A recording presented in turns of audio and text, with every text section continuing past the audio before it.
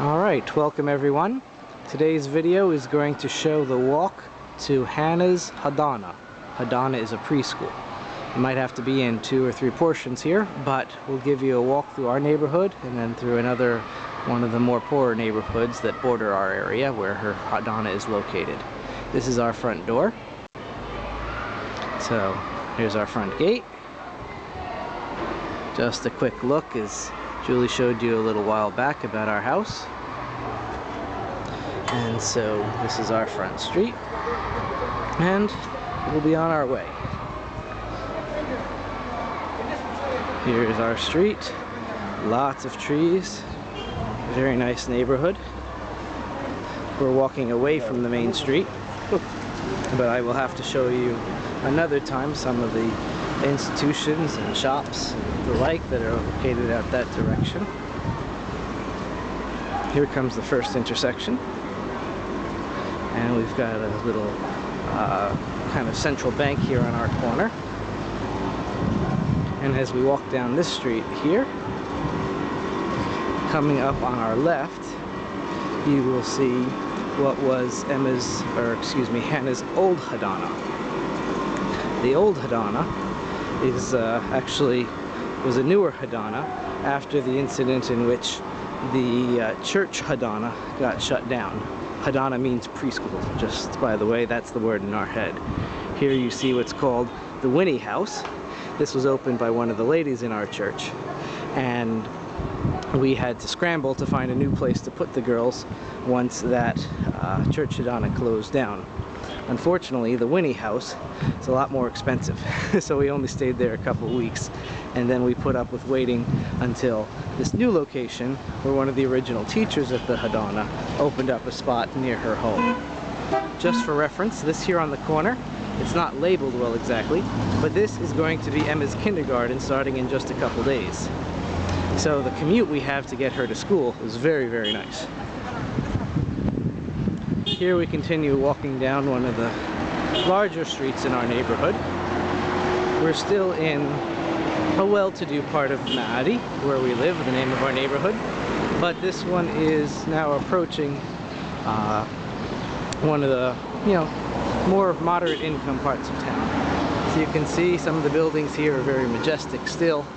And so the apartments and the like are all very old, expensive. That is fitting with this part of town where a lot of foreign residents and upper-class Egyptians live.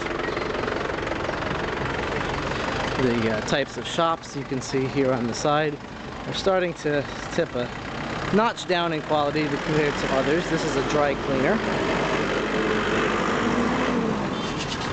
Over here you see another large apartment building.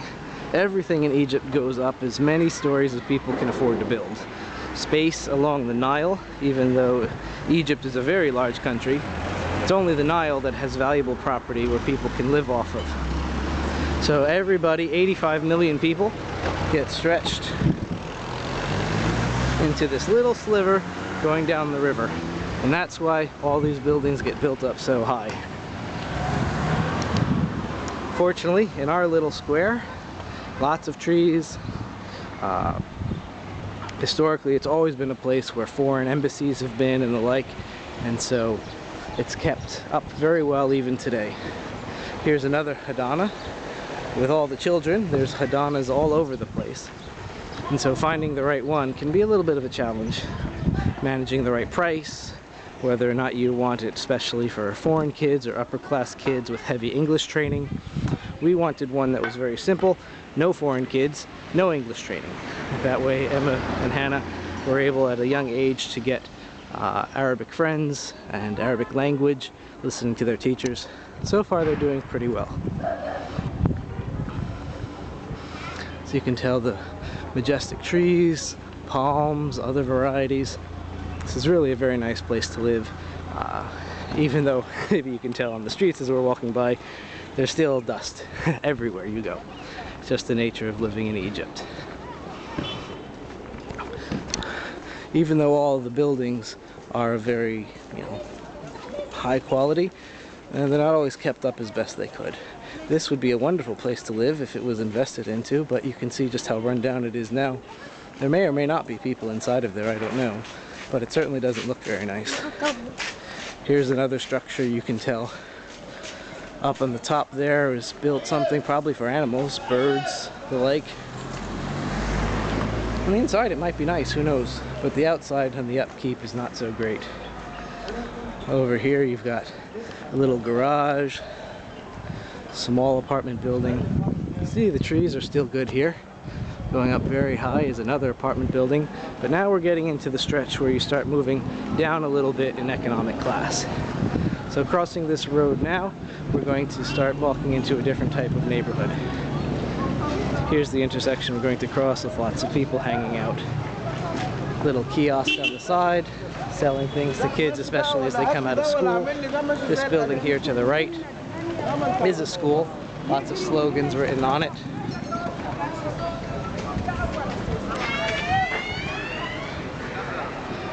So here's some more apartment complexes. Probably, though we don't know anyone living around here, probably a lot lower rent than some of the other spots that we've been walking past. We're going to enter now into a very narrow alleyway. You can see how on top of each other a lot of the buildings are. If you go into other parts of Cairo that are more urban, you'll find things that are very much like this. Small little alleyways, cars can't drive through them, but you can get little kind of three-wheel motorbikes. They're called tuk-tuks, and they go up and down sites like this for maybe 1 guinea or something. That's roughly 20 cents. And so for long distances through narrow pathways, you get people who can coordinate you through these areas. I think it would be really intriguing to live in a section like this, but now, how do you even start looking for it? What would it be? Would it be appropriate? This is one of the main thoroughfares that people take as they go back and forth to where they're going.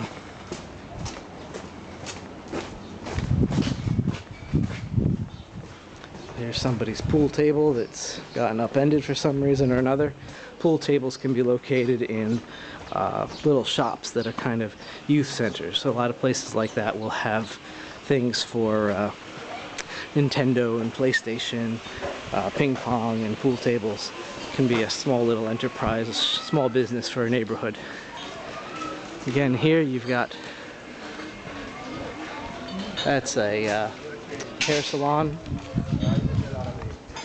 Here you've got some car construction going on just right on the side of the road. No shop for it, but just people making use of what they can to make some money. You can see up here, that's this. And then just to highlight here, this gentleman, don't know if you can see it exactly, but that man was considered a martyr of this neighborhood. Martyr being during the January 25 revolution. He was killed some way or another, probably in the altercations, perhaps by a sniper, perhaps just in resisting the demonstrations that the police brought out in force. So each neighborhood is now celebrating its martyrs, as they call them, trying to lead campaigns to name the streets after them. And of course, I don't know who that man is, but they say that he lived on this street or in this neighborhood, and so they are trying to honor his legacy. We're going to turn down one more alleyway, which is going to get us to Main Street, which is where the first portion of this video will end. And I'll explain once we get to the end of it what comes next.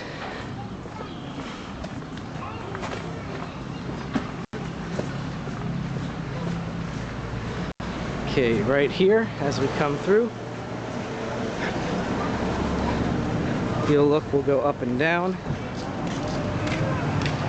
If you turn to the right, that looks towards the main circle in our part of town. And if you look towards the left, this is where you go towards the poor and poorer sections of town. We are actually going to cross this road and go down that street in front of us, and we'll update you as we do. So I'll catch you